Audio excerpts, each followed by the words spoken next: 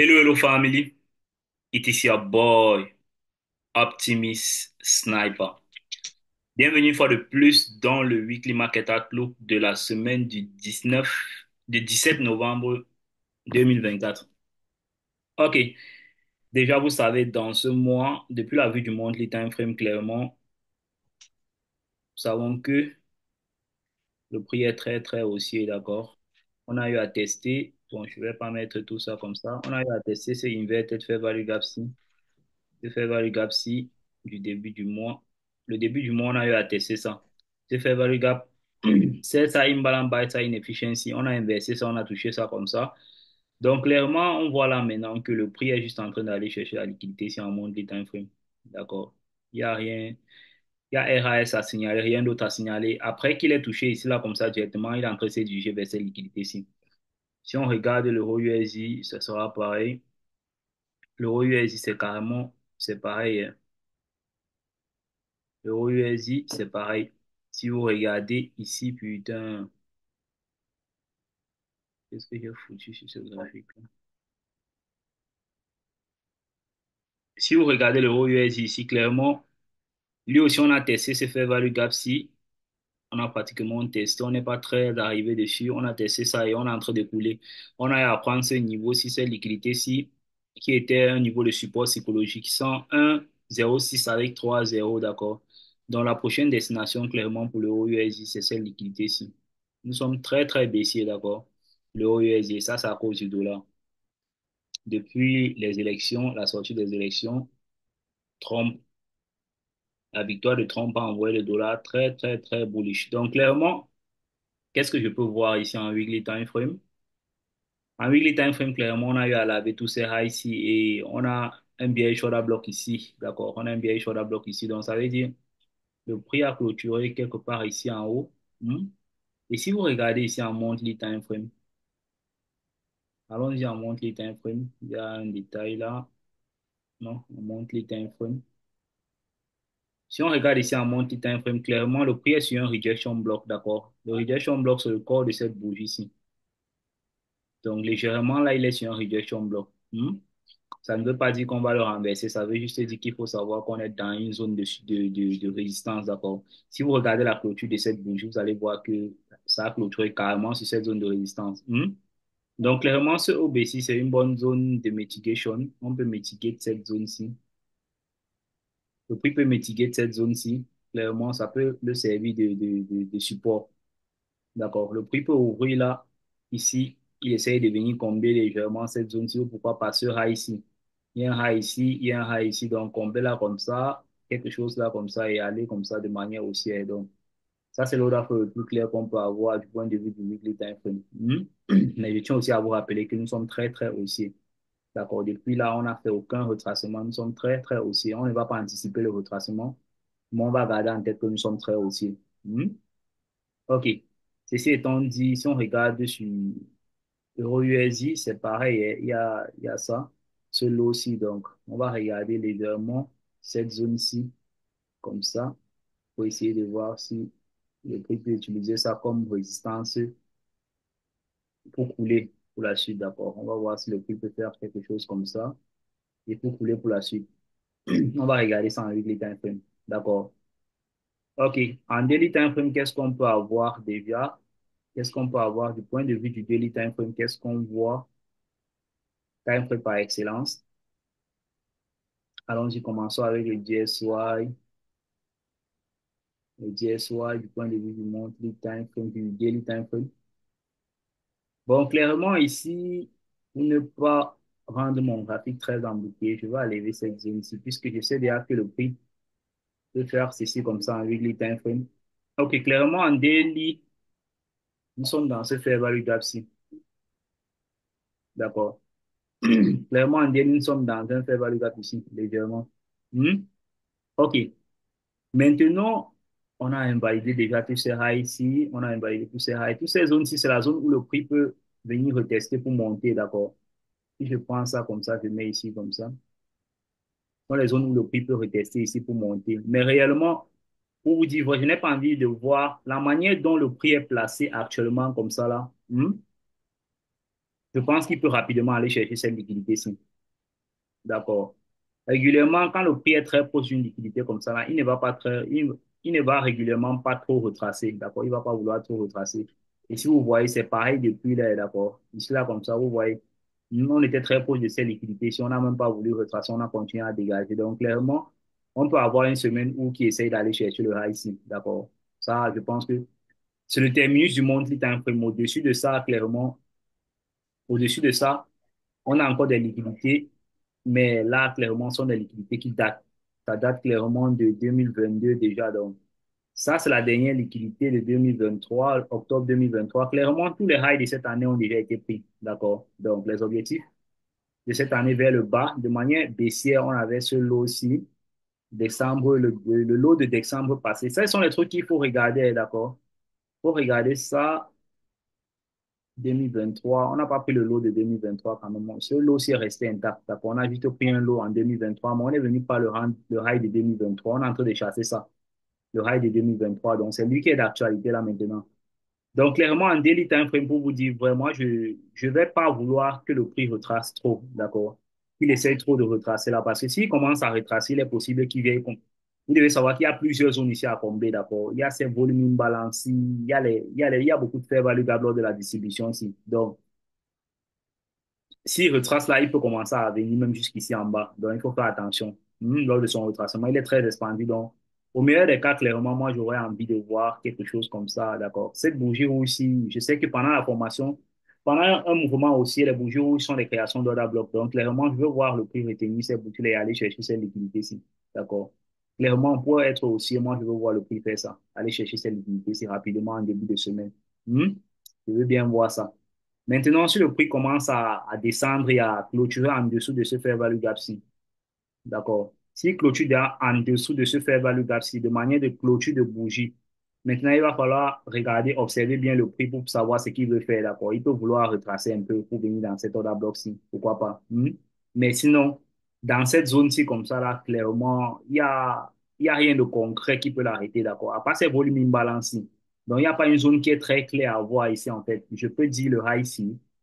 Le high ici qu'on a eu à casser là, le high ici qu'on a eu à casser, ou ce high ici, c'est en corrélation toujours, c'est presque les mêmes niveaux, tout ça, c'est la même zone. Donc, clairement, s'il commence à s'éloigner de cette zone-ci de manière baissière, il est possible qu'il revienne jusqu'à cette eau-ci. Donc, cette semaine-ci, il faut faire très, très, très attention. Quand je parle de très attention, c'est juste avec les mouvements haussiers, d'accord? Comme toujours, depuis ici, on fait attention, mais sachez que le marché est haussier. Quand il est haussier, à n'importe quel moment, il peut commencer, il peut dégager, d'accord? Donc, c'est pourquoi, même quand vous êtes en train de prendre les ventes, il faut faire très, très attention. Donc, clairement, pour moi, réellement, en début de semaine, le seul mouvement qui a de fortes probabilités, d'accord, c'est que le prix quitte ici, vient prendre le high ici. C'est ce grand liquide ici, d'accord. Lui, actuellement, il a de fortes probabilités. Mais si on commence à s'éloigner de cette zone-là de manière baissière et qu'on clôture en dessous de ce fair value gap-ci, il faut faire attention. On peut avoir un retracement. Pas encore un reversal, mais on peut avoir un retracement. Donc, pareil sur l'euro USD, clairement, pareil sur l'euro USD. J'ai bien envie de voir l'euro USD aller rapidement chercher cette liquidité-ci, sans toutefois trop retracer. D'accord.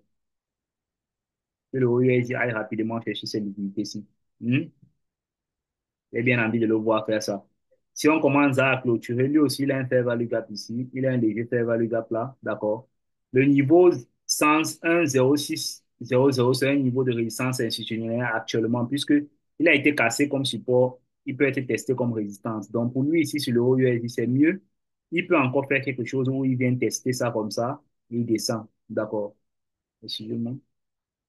Sur le USD, on peut encore voir quelque chose comme ça où on essaye de venir tester ce niveau 106 1,06 6000 là et on descend, d'accord? Si on commence à s'éloigner de ce niveau avec la bougie de clôture de bougie de manière haussière, les probabilités à ce moment-là seront arrivées vers cet order bloc-ci. Il y a de fortes chances qu'on vienne vers cet order bloc-ci parce que si vous regardez, il y a un fair value gap ici, il y a un fair value gap ici et il y a un volume imbalancé à cet order bloc-ci. Donc, si le prix commence à clôturer de manière haussière au-dessus de 1,06000, les probabilités seront arrivées que le prix peut venir jusqu'ici en haut. Donc maintenant, il va falloir monitorer le profil de semaine. D'accord. Ça, c'est ce qui est le plus important pendant que je suis en train de trader une semaine. Donc, pendant que je viens vous donner le direction à base, moi, je sais comment je vais manigancer mon direction à base en fonction En fonction de comment le prix va se comporter, d'accord. Clairement, en début de semaine, je vais voir le prix être en train de revenir rapidement chercher ces liquidités-là.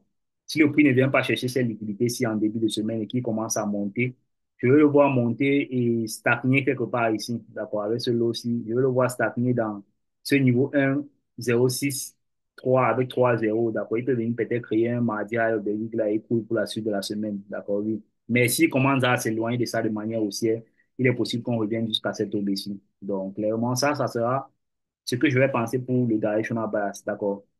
Clairement, le draw en liquidity, s'il est clair à voir. Là, maintenant, on est juste en train d'essayer de voir si on peut atteindre ce draw en liquidity rapidement en début de semaine. Ça peut être lundi comme ça peut être mardi, d'accord.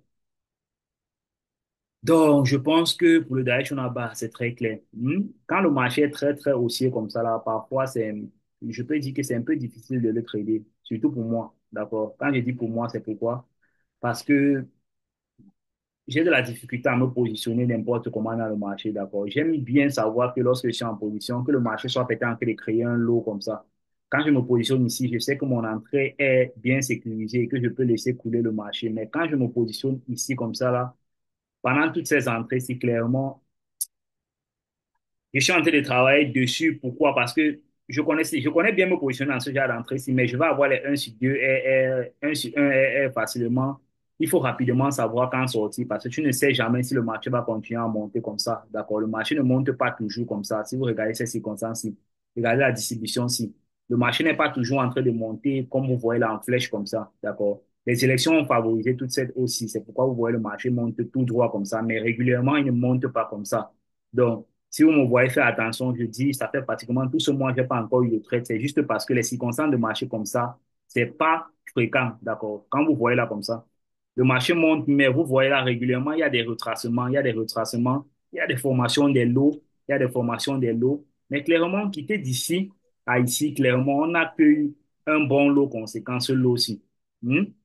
Et ici, là, on a eu un léger lot. Donc, clairement, dans ce marché-ci, la seule manipulation qu'il y a eu, c'est cette manipulation-ci. Alors que régulièrement, quand moi, je vois le marché monter comme ça, je veux voir une manipulation baissière pour inciter les gens à vendre, pour me positionner et monter, d'accord. Là, clairement, pour moi, c'est plus facile de me positionner comme ça, surtout avec le style de trading que je fais actuellement, où j'essaye d'avoir quand même de bons R, d'accord. Je suis très patient lorsque je prends ma position.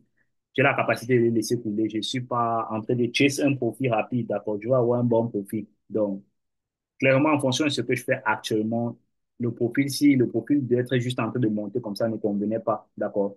En même temps, je n'ai pas pris de trade, je n'ai pas perdu d'argent comme je n'ai pas gagné, d'accord? Je n'ai pas essayé de faire un reversal parce que je sais que le marché est très, très haussier, d'accord? OK.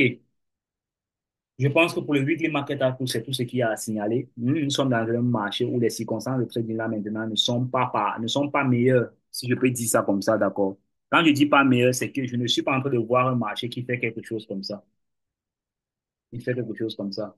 Il crée des highs, il ne fait que créer des highs de plus en plus high et il descend, il retrace. On n'est pas dans ce genre de conditions de marché. Si vous regardez le marché a juste fait comme ça, il a fait un truc et le voilà qui est en train de partir. Dans ce genre de marché, s'il a clairement faut faire très attention. Comme je vous l'ai dit, depuis la meilleure entrée que je pouvais avoir, c'était ici. D'accord, vous laisser couler peut-être jusqu'ici en haut, avec un profil de semaine, peut-être avoir la mèche de cette bougie-ci. Mais tout le reste là, clairement, j'ai pas eu d'entrée. Peut-être en H4, hein. Si je tradais plus le H4 comme mon daily time frame, j'aurais eu peut-être les retracements-ci. Mais clairement, j'aime plus le daily time frame comme directional bias. Je n'aime pas avoir le directional bias en dessous du daily time frame. D'accord, ça peut être quelque chose sur lequel je vais travailler peut-être dans le futur, mais actuellement, jusqu'ici, si vous regardez cette baisse-ci, vous voyez que cette baisse-ci offre ça, ce mouvement-ci, on offre ce mouvement-ci, on vient ici, on offre ce mouvement-ci, d'accord? Tous les mouvements de baisse-ci, j'aurais pu avoir ça dans cette tendance baissière, d'accord? Au moins, parce qu'on fait des retracements, on vient créer des highs. Régulièrement, je me positionne à la formation de ces highs-ci, d'accord? Formation de ces highs-ci, je me positionne. Mais là, clairement, quand on n'a pas de formation de high comme ça ou de low, c'est très, très délicat. Il faut faire attention. Donc, je pense même être en train de voir le prix monter ici. Pourquoi? Parce que je suis en train d'essayer d'anticiper la formation d'un high, d'un low, d'accord? D'accord? Cette bougie-ci du milieu-ci, d'accord? Si une bougie ouvre ici et elle ne prend pas le low de cette bougie, on aura un low formé. Donc, quand on forme un low comme ça, là, c'est probable que le prix vienne chercher le high ici. D'accord? Donc, clairement, c'est sur ça que j'essaie de mettre mes probabilités. Maintenant, Quand tout n'est pas aligné, s'il faut que je prenne un trade, d'accord, il faut que je m'associe au profil de semaine. Et régulièrement, le profil de semaine, pour moi, peut être confirmé à partir de mercredi, d'accord. C'est-à-dire avec une invalidation propre. Ça veut dire si j'établis un scénario d'un profil de semaine, régulièrement, quand moi je prends un trade, je vais avoir une invalidation propre, d'accord. Et il faut toujours penser à ça. Il faut savoir dans la zone où votre trade n'est plus probable, d'accord, que je n'entre pas dans un trade quand je ne suis pas confiant sur là où il va invalider mon setup. Non, je vais avoir les invalidations de setup claires. C'est pourquoi vous voyez, quand le prix est loin ici en haut, si je me positionne ici là en bas, ça sera difficile pour moi de voir s'il m'a invalidé. Parce que pour qu'il invalide le scénario baissier ici, il faut qu'il vienne casser jusqu'au lot. Si vous voyez que le lot est loin en bas, tout ce qu'il peut faire en descendant là, juste peut être un retracement. D'accord? Et tu ne sais pas jusqu'à combien de temps le retracement va durer. Donc, c'est un peu ça. Tu vas avoir un clair feedback du daily time frame en essayant de me positionner en lower time frame. Donc, c'est ça la difficulté actuellement. OK. Je pense que je vous ai donné tous les détails du weekly market outlook, ce que j'essaie d'avoir pour la semaine et je vais regarder ça comme ça pendant toute la semaine. S'il y a quelque chose à manger, je vais manger cette semaine. S'il n'y a rien à manger, je vais encore rester patient. Je vais prendre aucune exécution. OK, surtout si déjà ce droit en liquidity est atteint pour la semaine. Parce que clairement, pour la semaine, c'est ce droit en liquidity. Il est très proche de ça, mais c'est le droit en liquidity de la semaine ici. Plus haut que ça, le prix peut toujours monter, d'accord? Ce que vous ne comprenez pas, c'est qu'il ne suffit pas que le prix monte. Il faut avoir un... Quand le prix monte, il va où? C'est la question que vous devez vous poser. Si vous ne savez pas clairement où il va, c'est que c'est pas bon. Quand on regarde ce high ici, s'il prend ça, après, il y aura ce high ici, après, il y aura ce fair value gap ici. Mais clairement, il y a aussi le niveau 108 006 ici en haut. Mais clairement, ce sont des niveaux qui datent beaucoup. C'est très dans le passé, d'accord. Je préfère qu'on crée de nouvelles zones, d'accord, de nouveaux droits en liquidité pour que j'ai plus de confiance à être en train de trader ça, d'accord. Là, clairement, on s'est rapproché plus de ce droit en liquidité ici. Là, la confiance est bonne, d'accord. Là, on sait que, OK, le prix a informé cette bloc, on peut rapidement venir chercher ça. OK.